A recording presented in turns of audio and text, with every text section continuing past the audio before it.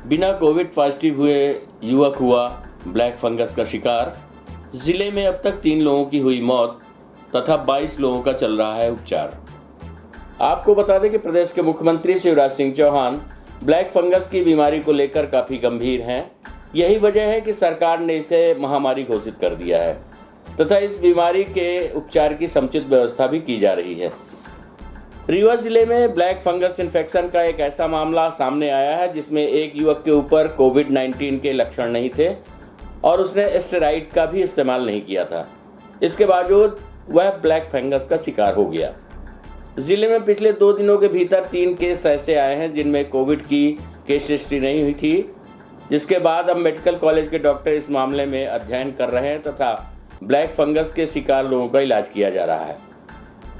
Black fungus के लिए चयनित मध्य प्रदेश के श्याम साहब मेडिकल कॉलेज की सुपर स्पेशलिटी हॉस्पिटल में चौंकाने वाले फंगस के केस सामने आ रहे हैं। पिछले दिनों यहां 3 मरीजों की मौत हो चुकी और 17 मरीजों का इलाज चल रहा है। इसी दौरान ब्लैक फंगस इन्फेक्शन वार्ड में एक ऐसा मरीज सामने आया है जिसमें कोविड पॉजिटिव के लक्षण नहीं थे और ना ही उसे स्टेरॉइड इंजेक्शन भी लगे थे। इसके बावजूद उसके फंगस के लक्षण दिखाई दिए। डॉक्टर इसकी एंजियोग्राफी कर पता लगाने की कोशिश में है कि आखिर इसमें किन कारणों से इन्फेक्शन हुआ।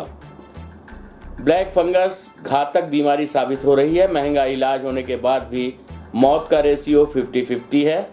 मेडिकल कॉलेज नेत्र और नाक कान गला विभाग के साथ अन्य चिकित्सकों की टीम एकजुट होकर काम कर रही है। मेडिकल कॉलेज ने मिशन ब्लैक फंगस शुरू किया है। डॉक्टर मरीजों की स्कैनिंग करने के साथ ही इलाज सुनिश्चित कर रहे हैं।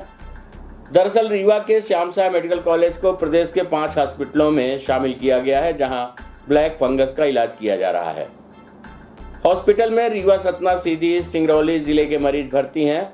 अब तक रीवा से 1 और सतना के 2 मरीजों की मौत हुई है, जबकि जिले में अब तक 22 मरीज इस इन्फेक्शन का शिकार हुए हैं, जिनमें से 17 मरीजों का इलाज सुपर स्पेशलिटी अस्पताल में किया जा रहा है। वहीं 5 गंभीर रोगियों को रीवा के संजय गांधी अस्पताल में भर्ती किया गया है। प्रस्तुत है इस संबंध में मेडिकल कॉलेज के डीन डॉक्टर मनोज इंदुलकर से प्राप्त जानकारी के अंश।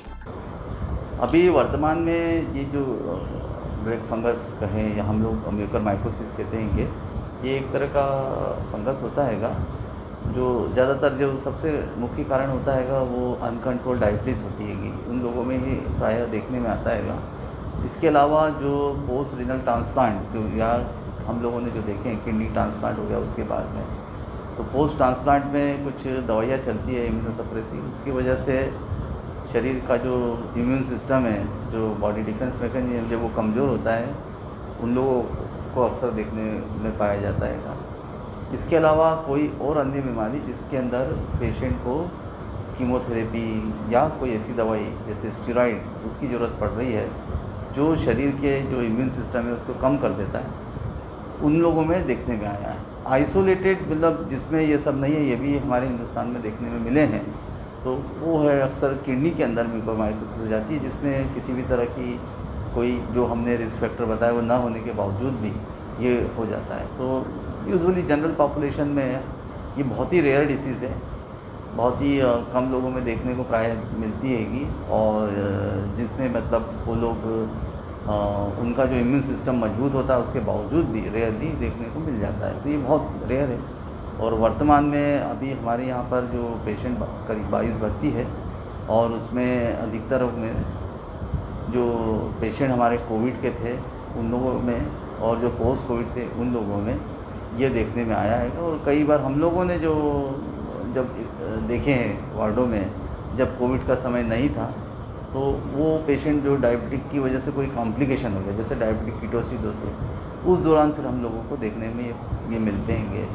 तो इसका मुख्य लक्षण वही है, आँखों की चारों तरफ सूजन हो जाना, नाक से खून आना, जो नाक के दोनों तरफ साइनसेस होते हैं वहाँ दर्द होना। अगर ये इतना ज़्यादा फैल जाए दांतों में, ब्रेन में, तो उस परिस्थिति के अंदर व्यक्ति को जो है बेहोशी आना और मिर्गी के दौरे जिस तरह से पड़ते उस तरह के दौरे आना, ये लक्षण आते हैंगे। तो इसका जितना जल्दी इसको पहचाना जाए ताकि जल्दी से जल्दी मेडिकल ट्रीटमेंट किया जाए वो उचित होता हैगा। जब ये बहुत ज़्यादा एक्सटेंसिव साइनसेस में फैल जाता है तो उसमें सर्जरी होती है। तो सबसे पहले हमारे यहाँ पे इंडोस्कोपी की जा रही है, और इंडोस्कोपी में जब देख लिया जाता है कि अंदर ब्लैक फंगस है तो फिर उसका सर्जरी की जा रही है। ब्लैक फंगस के तक कितने पेशेंट्स आए हैं और कहाँ इलाज किया जा रहा है उनको? अभी वर्तमान में हमारे यहाँ 22 पेशेंट हैं, तो 17 पेशेंट हमारे सुपर स्पेशलिटी में हैं और कुछ हमारे सीरियस है, तो उनको भी कुछ जो संजय गांधी में सीरियस हालत में आ गए थे वो अभी यहीं है। तो 5 पेशेंट यहाँ पर हैं और 22 टोटल है हमारे पास अभी वर्तमान में। मौतों का कुछ आंकड़ा है? इसमें 3 लोगों की अभी डेथ हुई है, जिसमें ये ब्रेन में जब चला जाता है तो ऐसे में फिर थोड़ा कठिन होता है बचा पाना। तो कुछ ऐसे भी पेशेंट पाए गए हैं जो बिना डायबिटीज़ और कोविड के थे, जिनकी कोई हिस्ट्री नहीं थी ऐसी? एक हाथ कैसे जो रेयरली, ऐसा मैंने बताया कि जैसे हम लोगों के यहाँ पे रेयरली आते हैं इस तरह के जो इम्यूनो कॉम्पिटेंट होते हैं और जिनको कोविड भी नहीं है या पोस्ट कोविड है। कई बार ये होता है कि ये लोग भी अननोइंगली स्टेरॉइड का सेवन करते हैं, तो वैसी परिस्थिति में हो सकता है, लेकिन मुख्यतः जो बहुत जिनका डिफेंस मैकेनिज्म कमज़ोर है उन्हीं को देखने में मिलता है। इनको लेकर के अभी अपने अस्पताल प्रबंधन के साथ दवाई वगैरह क्या है? हमारे यहाँ पर शासन आपको एक इंजेक्शन एम्फोटेरिसिन B वो दे रही है और हम लोग इन्हें लगा रहे हैं इस इंजेक्शन को।